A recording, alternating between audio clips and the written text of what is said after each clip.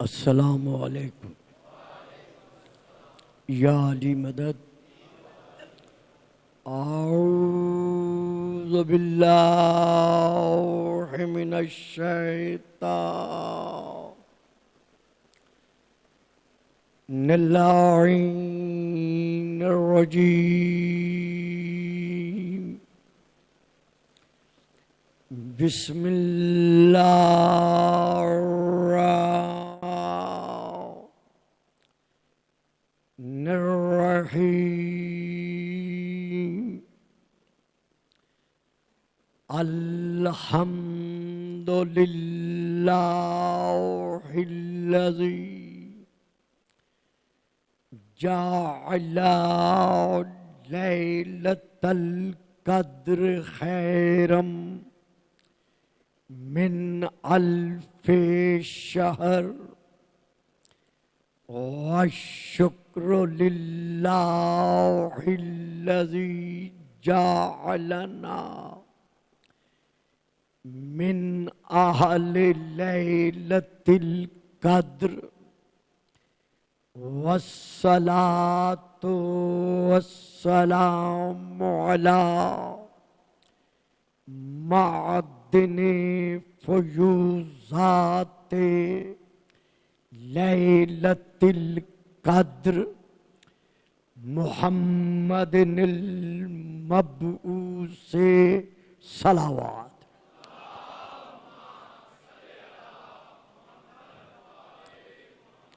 قبل لیلۃ القدر وعلی جواہر علل ما ظہر فی لیلۃ القدر.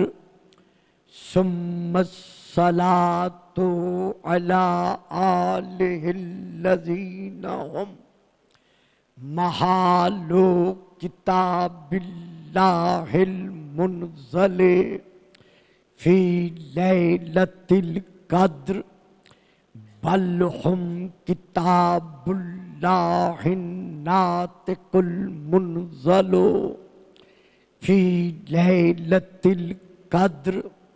وعلی شیعتہم الذین ہم اوراق کتاب اللہ الذی نزل فی لیلۃ القدر لاقتباسہم المعارف من مشکات لیلۃ القدر. اما بعد فقد قال اللہ تبارک وتعالی الذی خالق لیلۃ القدر فی کتاب القدر. وما آتاکم الرسول فخذوہ وما نہاکم عنہ فانتہوا. صلوات.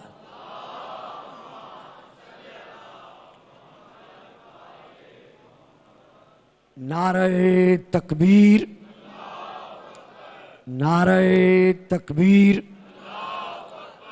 نعرہ رسالت، نعرہ رسالت، نعرہ حیدری، نعرہ حیدری. حسینیت، حسینیت، یزیدیت، یزیدیت. بآواز بلند صلوات.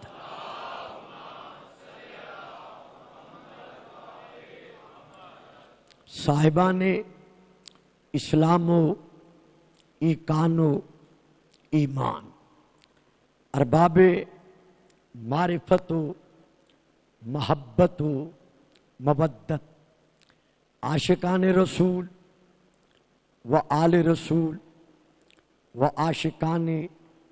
عاشقان رسول.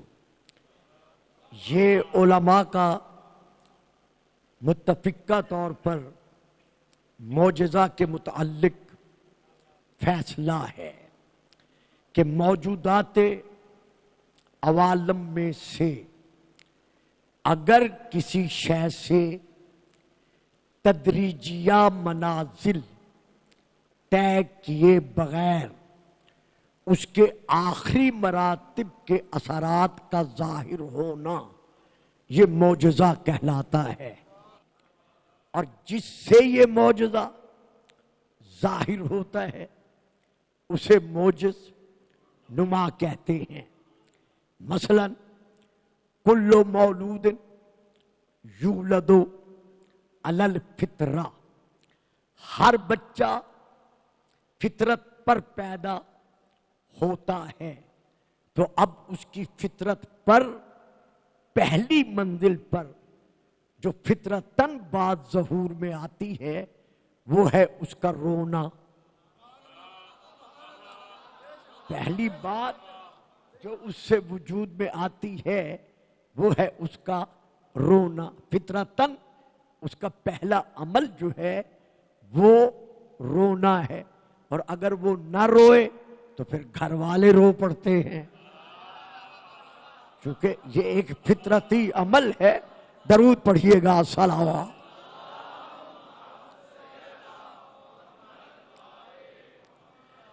تو اب اس کا نہ رونا یہ ایک ایسا عمل ہے جو ثابت کرتا ہے کہ یہ اس ماحول میں آ کر اس کی حقیقتوں سے ناواقف نہیں بلکہ واقف ہے۔ اس ماحول میں آ کر، اس عالم میں آ کر اس کی حقیقتوں سے ناواقف نہیں بلکہ واقف ہے۔ بچہ چونکہ ظرف مادر میں، شکم مادر میں ایک عرصہ تک شکم مادر کے ماحول میں رہتا ہے، وہاں اس ماحول میں رہتے ہوئے وہ یہ تصور کر لیتا ہے کہ اس کا وطن، اس کے رہنے کا مقام، اس کی قیام گاہ یہی ہے۔ تو جب الہی نظام کے مطابق با اعتبار فطرت وہ اس عالم میں ظاہر ہو جاتا ہے، تو چونکہ اس عالم کی حقیقتوں سے بے خبر ہوتا ہے، ناواقف ہوتا ہے، لہذا گھبرا کر وہ رونا شروع کر دیتا ہے۔ تو اب یہ اس کا رونا جو ہے یہ بمطابق فطرت ہے۔ لیکن اگر کوئی اس عالم میں ظاہر ہوتے ہی نہ روئے تو اس کا نہ رونا اس بات کی دلیل بنتا ہے کہ وہ اس عالم سے آگاہ ہے، اس عالم سے باخبر ہے، اس عالم سے بے خبر نہیں ہے۔ تو جو الرحمن علم القرآن خلق الانسان وعلمہ البیان کا مصداق بن کر بیت اللہ میں ظاہر ہوا، وہ رویا اس لیے نہیں کہ وہ اس عالم کی حقیقت سے باخبر تھا۔ درود پڑھیے گا صلوات۔ تو اب اگر کسی مولود سے آخری مرتبے کے کمال کا پہلے دن ظہور ہو جائے، پہلی ہی ساتھ میں، پہلی ہی گھڑیوں میں اگر اس سے آخری مرتبے کا اثر ظاہر ہونے لگ جائے تو اب اسے کہا جائے گا معجزہ۔ اور جس سے ظاہر ہو رہا ہے اسے کہا جاتا ہے معجز نما۔ تو اب جب بی بی مریم اپنی آغوش میں جناب عیسیٰ کو لے کر آئیں اور یہودی علماء نے، قوم یہود نے آپ کو تانوں کے نشانے پر رکھ کر آپ سے کہا، قالو یا مریم لقد جئت شیئا فریا، اے مریم یہ کیا ہو گیا کہ تم ایک عجیب و غریب شے لے کر ہمارے سامنے آ گئی ہے۔ یا اخت ہارون ما کان ابوک امرأ سوء وما کانت امک بغیہ، اے مریم نہ تیرے باپ کے کردار میں فرق تھا اور نہ تیری ماں کے کردار میں شک تھا، تو یہ بچہ تو کہاں سے لائی ہے؟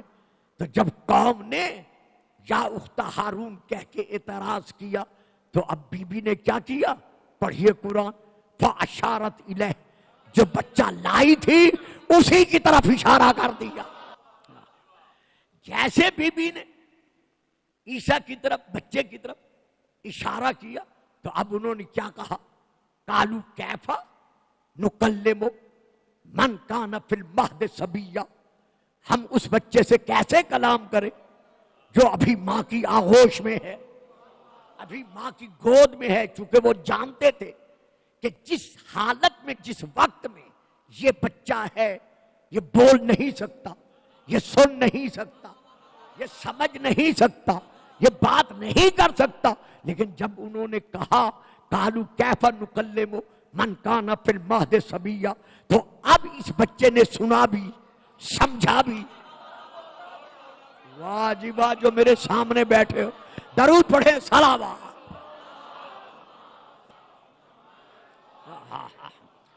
تو اب اس نامولود نے ان کے کلام کو سنا بھی اور سمجھا بھی، اور جیسے ان کا کلام رکا فوراً جواب دے دیا، انی عبداللہ آتانی الکتاب وجعلنی نبیا۔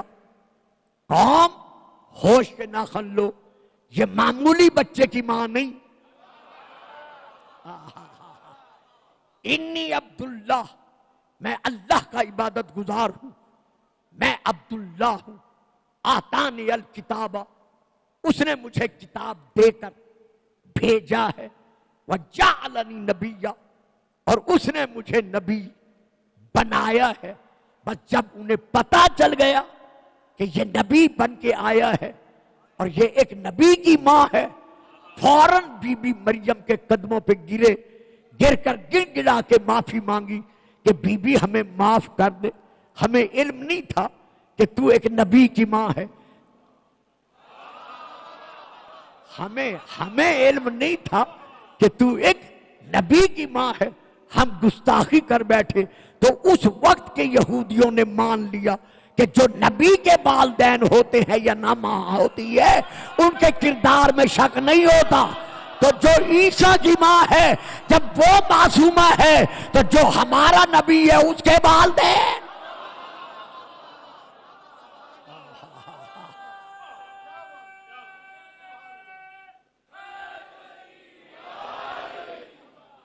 بہرحال جناب عیسیٰ سے جو ظہور ہوا وہ کیا ہوا؟ آخری مرتبہ کمال کے اثرات پہلے دن آپ سے ظاہر ہو گئے، تو اسے کہا جاتا ہے معجزہ۔ اب آؤ مولود کعبہ پر، کہ جب بے گھر کے گھر سے، بارے سے گھر لے کر 30 عام الفیل 13 رجب کا دن گزار کر، 14 رجب کا دن گزار کر، 15 رجب کے دن جب اسد کی دختر خانہ خالق الاسد سے اسد کو لے کے چلی، کہ جس طرح دیوار کعبہ میں علم کے در کے لیے در بنا تھا، اور جس در سے گئی تھی تیسرے دن پھر اسی در سے واپس آئی، تو اللہ نے کیوں پھر در بنایا؟ اس لیے کہ جب پہلے دن گئی تھی کسی نے جاتے دیکھا نہیں تھا۔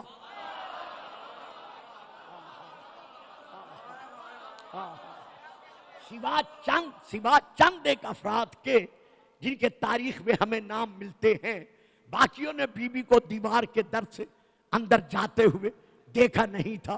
پورے مکہ میں اور اس کے اطراف میں یہ خبر شائع ہو گئی کہ ابو طالب کی حرم، ابو طالب کا حرم، عبد المطلب کی بہو دیوار میں در بنا ہے اور وہ اندر داخل ہوئی ہے، اور باہر جو دروازہ ہے کھول کھول کے تھک گئے ہیں، تالے نے ٹوٹنے کا نام ہی نہیں لیا۔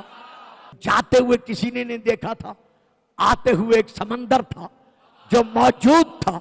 اگر بی بی دروازے سے آ جاتی تو یقین کیسے آتا؟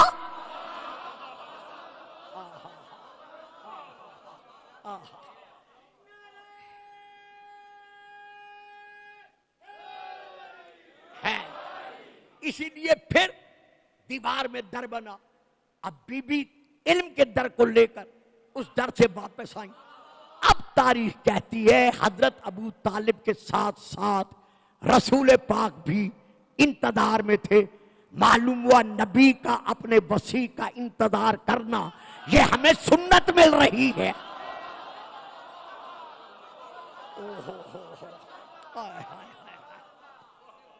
اب سیدہ ناطق قرآن کو لے کے آئیں.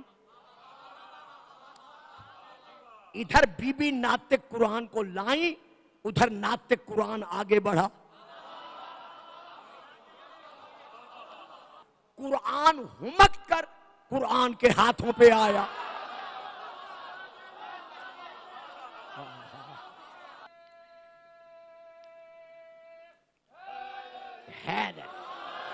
قرآن ہمک کر قرآن کے ہاتھوں پر آیا.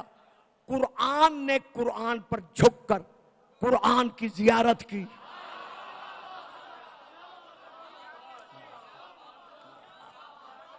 قرآن ہاتھوں پر آیا, قرآن نے جھک کر قرآن کی زیارت کی. قرآن نے آنکھیں کھول کر قرآن کی تلاوت کی.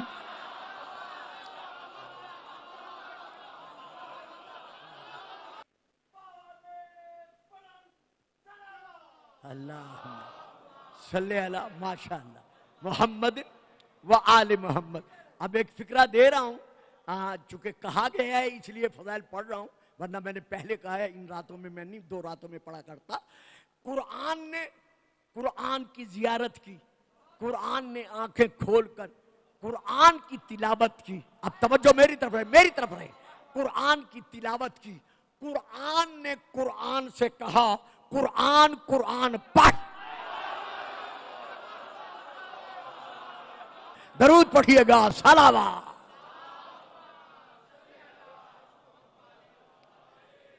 تو اب جو عربی کے فقرے ہیں یہاں پر میں وہ ادا کرنا چاہتا ہوں. پہلے میں کتابوں کا حوالہ دے دوں جیسا کہ میری طبیعت خطابت آج کل ہے. پہلی کتاب کا نام ہے بہار الانوار, جلد نمبر 35, صفحہ نمبر 22. دوسری کتاب کا نام ہے مشارق و انوار یقین, صفحہ نمبر 75. تیسری کتاب کا نام ہے روضۃ الواعظین, صفحہ نمبر 84. چوتھی کتاب کا نام ہے مدینۃ المعاجز, صفحہ نمبر 7. پانچویں کتاب کا نام ہے اثبات الہدات. یہ ساری مکتب تشیع کی کتابیں ہیں جو یہاں موجود ہیں. ان کتب سے لے کر میں یہ پڑھ رہا ہوں کہ جیسے ہی علی رسول کے ہاتھوں پر آئے تو رسول پاک نے علی کی طرف دیکھ کر جو فرمایا وہ یہ فکرے ہیں, اقرا یا ابن ابی طالب. نہیں ابھی نہیں پہنچے آپ, سوا چند افراد کے باقی نہیں پہنچ سکے, بلکہ حیران ہو گئے ہیں میں نے کیا پڑھ دیا ہے. رسول نے فرمایا اقرا یا ابن ابی طالب, اے ابو طالب کے بیٹے اقرا پڑھ. تو یہ اقرا کیوں کہا؟ بڑی پیاری بات دے رہا ہوں, یہ رسول نے اقرا کیوں کہا؟ کوئی اور لفظ استعمال کر لیتے. یہ اقرا کیوں کہا؟ علی کو رسول نے اقرا اس لیے کہا کہ جب میرے اقرا کہنے پر علی نہیں کہہ سکتا کہ میں پڑھنا نہیں جانتا.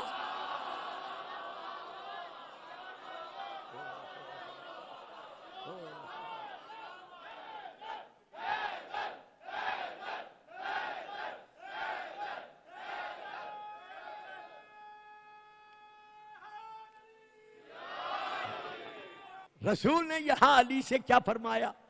اقرا یا ابن ابی طالب, اے ابو طالب کے بیٹے پڑھ. تو یہ اقرا کیوں کہا؟ ہمیشہ ہمیشہ کے لیے اپنی امت کو سمجھانے کے لیے کہ خبردار میرے حق میں گستاخی نہ کرنا. جب میرے اقرا کہنے پر علی نہیں کہہ سکتا کہ میں پڑھنا نہیں جانتا, تو پھر جبرائیل کے آنے پر اور اللہ کے فرمانے پر میں محمد کیسے کہہ سکتا ہوں اقرا کے جواب میں کہ میں پڑھنا نہیں جانتا؟ اب علی نے کیا پڑھا؟ آپ درود پڑھیں، میں یہ پڑھ کے فضائل یہی روک دوں گا. درود پڑھیے گا.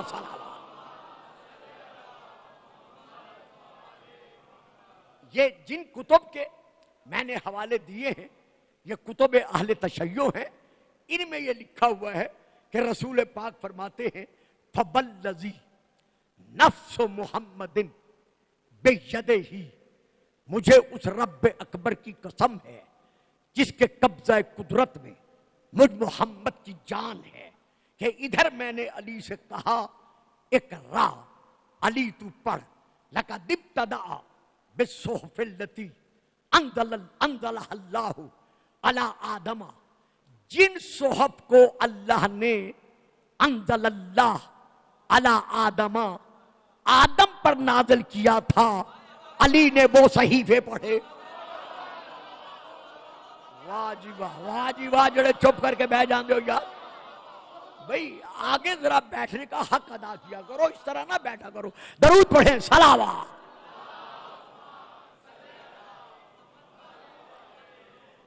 تو علی نے جو اللہ نے پہلے قسم کھائی ہے کہ اس ذات کی قسم جس کے قبضہ قدرت میں میری جان ہے، تاکہ کوئی میرے اس فرمان پر شک نہ کرے. تو علی نے ان صحائف کو پڑھا جو حضرت آدم پر اللہ نے نازل کیے تھے. ثم تلا صحف نوح، پھر علی نے ان صحائف کو پڑھا، تلاوت کی، جو اللہ نے جناب نوح پر نازل کیے تھے. اور اس کے بعد ثم صحف ابراہیم، جو صحائف اللہ نے جناب ابراہیم پر نازل فرمائے تھے، علی نے ان صحائف کو پڑھا. اس کے بعد ثم قرأ توراۃ موسیٰ، علی نے وہ موسیٰ کی تورات جو موسیٰ پر نازل ہوئی تھی، علی نے وہ تورات پڑھی. ثم قرأ زبور و داؤد، پھر علی نے داؤد کی وہ کتاب جسے کتاب زبور کہتے ہیں وہ پڑھ کر سنائی. ثم قرأ انجیل عیسیٰ، اور اس کے بعد علی نے عیسیٰ پر نازل ہونے والی انجیل پڑھ کر سنائی. تو آدم پر صحائف نازل ہو چکے تھے. اب میں دیکھتا ہوں کون میرا ساتھ دیتا ہے. میری زندگی گزر گئی ہے لاہور میں، اب میں چہرے دیکھوں گا. آدم پر صحائف نازل ہو چکے تھے، نوح پر صحائف نازل ہو چکے تھے، ابراہیم علیہ السلام پر صحائف نازل ہو چکے تھے. اب جناب موسیٰ پر تورات نازل ہو چکی تھی، حضرت داؤد پر زبور نازل ہو چکی تھی، جناب عیسیٰ پر انجیل نازل ہو چکی تھی. علی نے سنا دیا. لیکن اس کے بعد رسول فرماتے ہیں ثم قرأ القرآن الذی،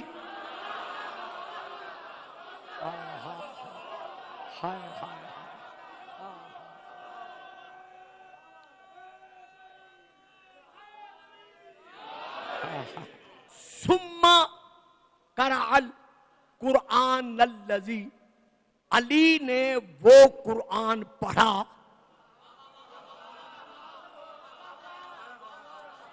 بڑی مہربانی صاحب، بہت بہت شکریہ. رسول اس وقت ظاہری اعتبار سے کتنے سنو سال کے ہیں؟ 30 برس کے. پہلی وحی کب نازل ہوئی؟ جب 40 برس کے تھے. تو اب رسول پاک کیا فرما رہے ہیں؟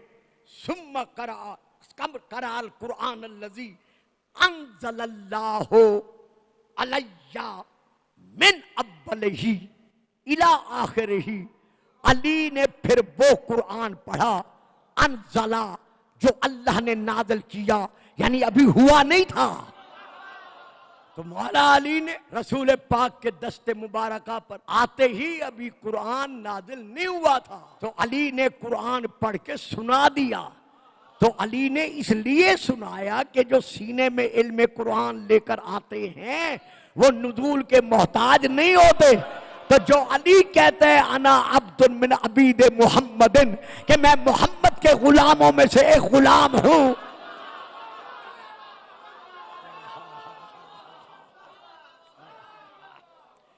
جب ہم اس کے مقام میں اچھا جی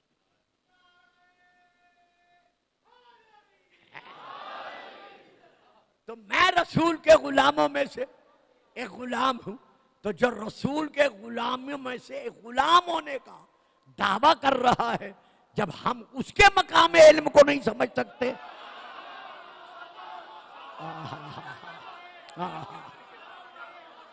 تو پھر ہم علمہ کا معلم تکن تعلم کے مقام علم کو کیسے سمجھ سکتے ہیں؟ تو حضرت علی علیہ السلام کے متعلق یہ کہنا کہ جی کیسے سنا سکتا ہے، یہ کیسے ہو سکتا ہے 3 دن کا بچہ محمد کے ہاتھوں پر آ کر قرآن سنا دے، یہ تو خلاف عقل ہے، عقل تسلیم نہیں کرتی۔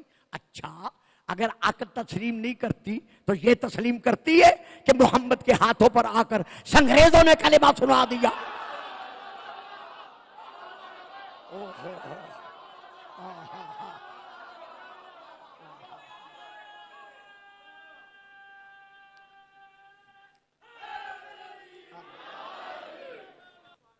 تو یہ کہنا کہ ہماری عقل میں نہیں آتا کہ کس طرح بچہ جو ہے 3 دن کا بچہ جو ہے وہ قرآن سنا سکتا ہے، تو میں یہ سمجھتا ہوں، یہ میں کہتا ہوں، یہ تفسیروں میں نہیں ہے، یہ میں اپنی عقیدت کے تحت یہ فکر کہہ رہا ہوں کہ جس طرح جناب مریم کو باقرہ رکھ کر عظمت خدیجہ منوانے کے لیے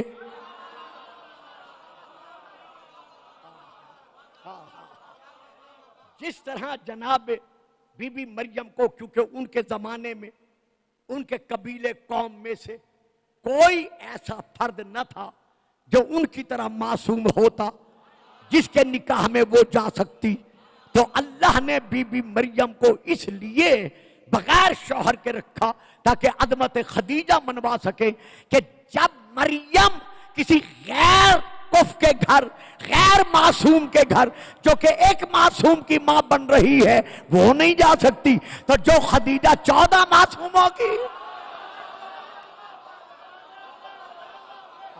درود پڑھیں صلوات۔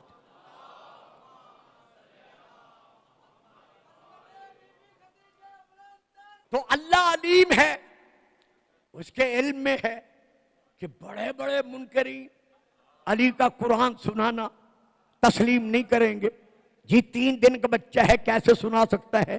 اسی لیے اللہ نے عیسیٰ کو متکلم کیا۔ تو اب کسی وجود سے، موجودات عالم میں سے کسی شے سے تدریجیہ منازل طے کیے بغیر منزل کمال کے اثرات کا ظاہر ہونا، یہ کہلواتا ہے معجزہ، اور جس سے ظاہر ہو رہا ہے وہ ہوتا ہے معجز۔ درود پڑھیں صلوات۔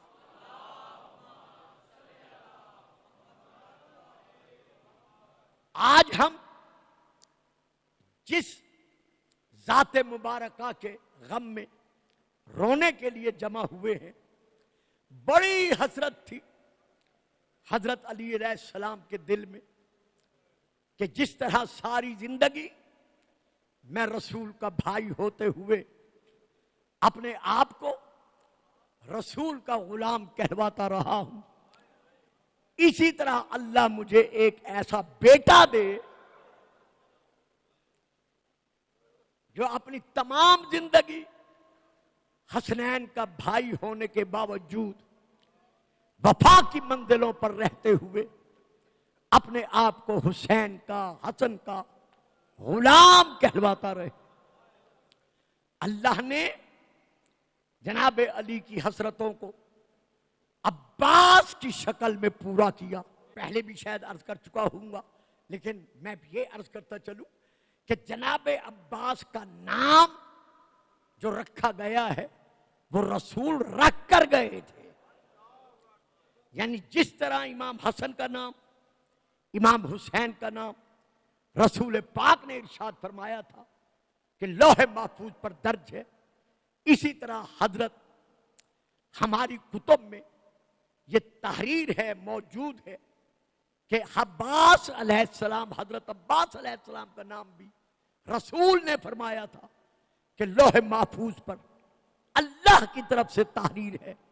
یہی وجہ ہے کہ جب جناب سیدہ بطول عذرا سلام اللہ علیہا کا وقت وصال قریب آیا تو اس وقت جناب سیدہ زینب ظاہراً 5 برس کچھ دنوں کی تھی، بی بی ماں کے سرانے بیٹھ کر رو رہی ہیں۔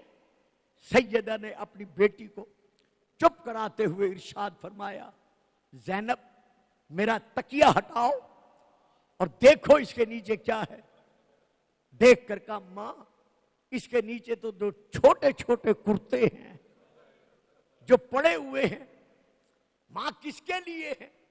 کہا، میرا بیٹا یہ میں نے اپنے ہاتھوں سے تیار کیے ہیں، میرے بعد تمہارے بابا خاندان کلابیہ کی ایک میری ہم نام خاتون کے ساتھ نکاح کریں گے، ان سے پہلا جو بیٹا پیدا ہوگا، تمہارا بھائی جو پیدا ہوگا، جیسے ہی وہ دنیا میں آئے پہلے اس کا دایاں بازو چومنا،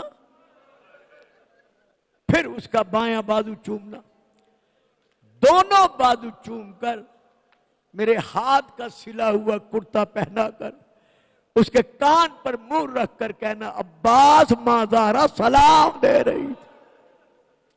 سبحان اللہ، ماشاء اللہ، سیدہ ان آنسوں کو منظور فرمائے۔ بیٹا میرے سلام دینا کہنا، ماں زہرا سلام دے رہی تھی اور رو رو کے کہہ رہی تھی، عباس کربلا میں میرے حسین کو اکیلا نہ چھوڑنا۔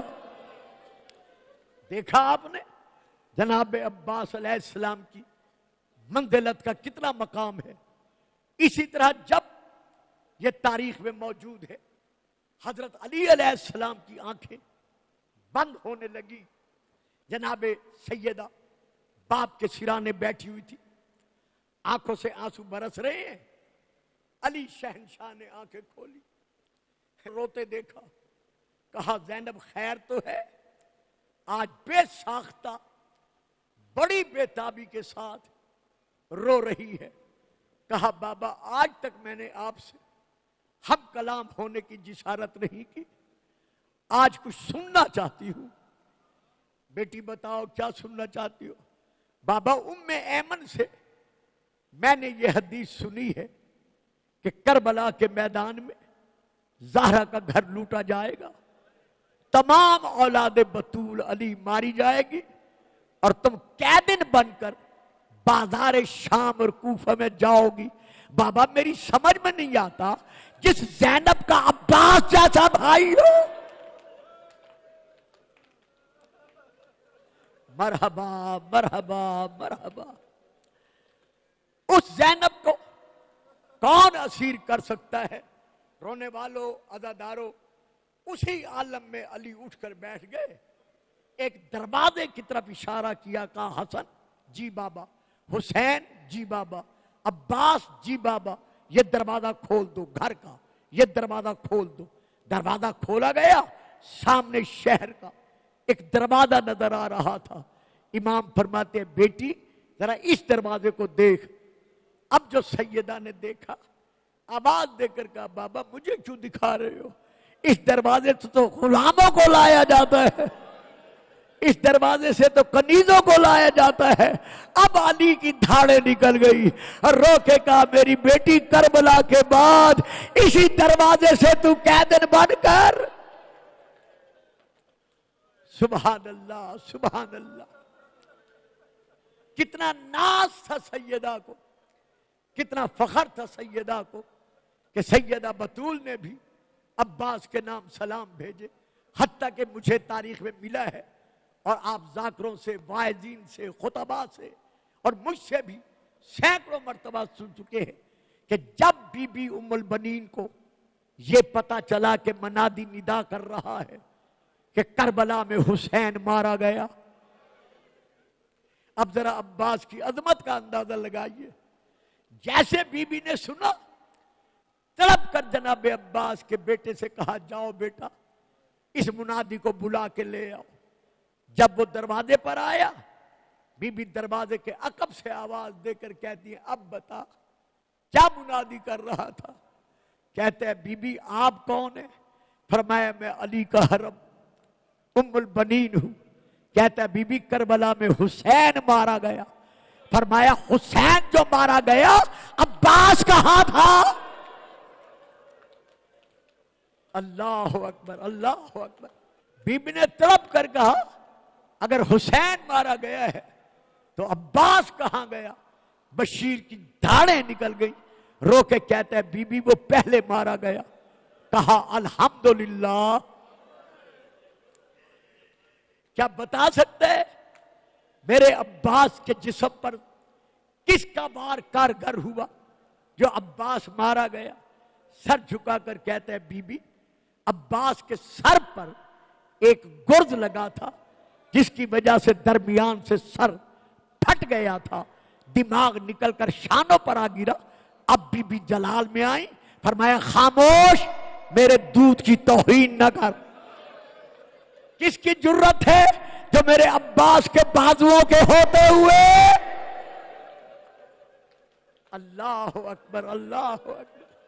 جب بی بی نے سنا کہ عباس کے سر پر گرد لگا تو تڑپ کر کہا میرے دودھ کی توہین نہ کر.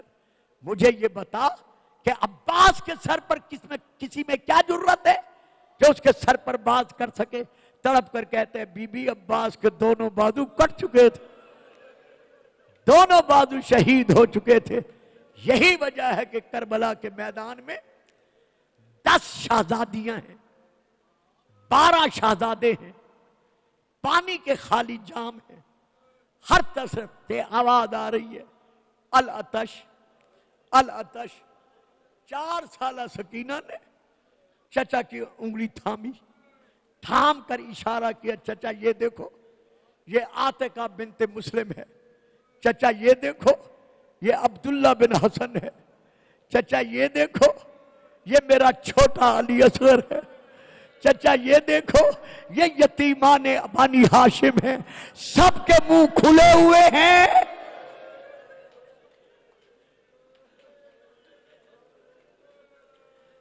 زبانیں تالوؤں سے چمٹی ہوئی ہے. چچا ان کے لیے پانی کیا کب لاؤ گے؟ انت حیون آپ زندہ ہیں اور یہ پیاس سے تڑپ رہے ہیں. کہا شہزادی مجبوری یہ ہے, تیرا باپ اجازت نہیں دے رہا. کتاب کا نام لے رہا ہوں, کتاب کا نام ہے سوگ نامہ آل محمد. اسی اثناء میں جو بچے پیاس سے تڑپ رہے تھے ایک ایک بچے نے چھوٹا چھوٹا مشکیزہ اٹھایا ہوا تھا. کوئی سینے سے لگا رہا تھا, کوئی گالوں پہ رکھ رہا تھا, کوئی لبوں پہ رکھ رہا تھا اور رو رو کے کہہ رہے تھے العطش ہائے پیاس ہائے پیاس. عباس کہتے سکینہ رہا نہیں جاتا, بابا سے سفارش کرو مجھے اجازت دے. کہا چچا ذرا شانے جھکاؤ. عباس کے شانے جھکے. بی بی نے خشک مشکیزہ پہنایا. کہا جاؤ اب بابا کو جا کر میرے بابا کو سلام کرو.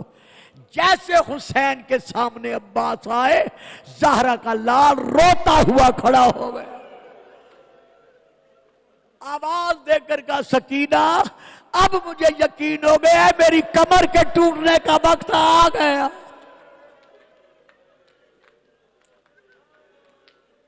تمام بیبیوں کو سیدانیوں کو الوداعی سلام کر کے عباس دریا کے کنارے پہنچے.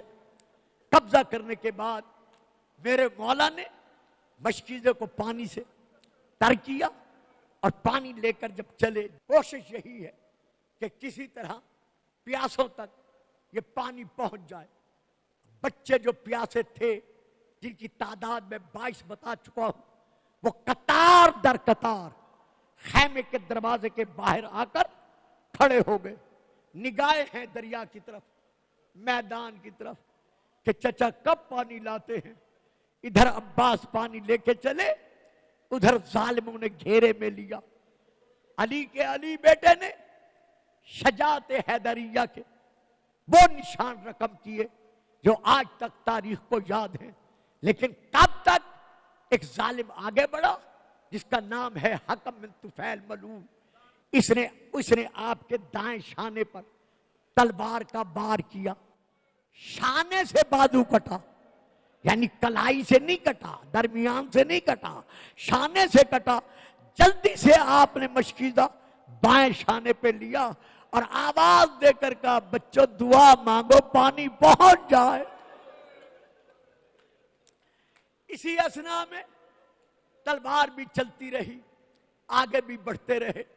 ایک اور ظالم نے وار کیا، آپ کا بایاں شانہ، بایاں بازو شہید ہوا. اب بتاؤ عباس کیا کرے؟ لیکن پھر بھی کوشش ہے کہ پانی پہنچ جائے. ابھی چل رہے تھے گھوڑے کو لے کر، گھوڑا بڑھ رہا تھا یا ہرملہ ملعون نے ایک تیر مشکیزے کو نشانہ بنا کر چھوڑا. جیسے تیر لگا ادھر پانی گرا، ادھر عباس کا سر جھکا. اب اپنے آپ سے کہا وقف العباس. عباس اپنی جگہ پہ رک گیا. رک کر کہا عباس اب تو خیمے میں جا کے کیا کرے گا؟ اگر سکینہ نے پوچھ لیا چچا پانی. عزادارو، رونے والو، ادھر عباس رکے، ادھر ابن سعد نے آواز دے کر کہا شامیوں، کوفیوں، جس نے علی سے بدلہ لینا ہو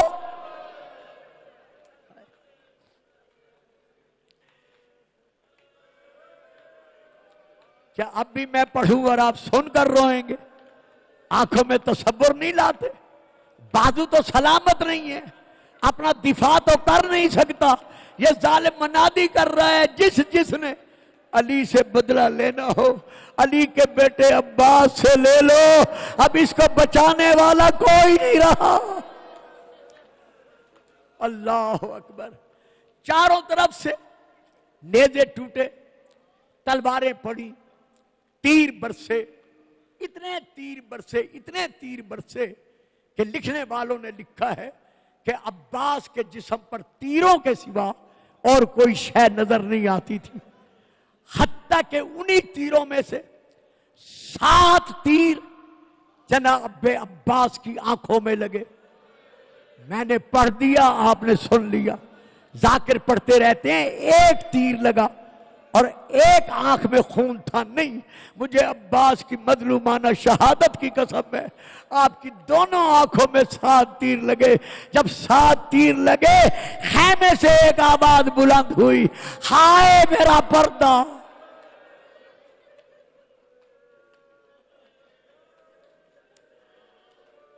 اللہ اکبر، اللہ اکبر.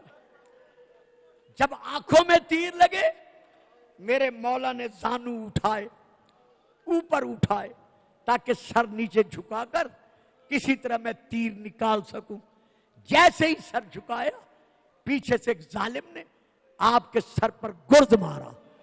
اتنے زور سے گرد لگا کہ درمیان سے سر پھٹ گیا، دماغ نکل کر شانوں پر گرا.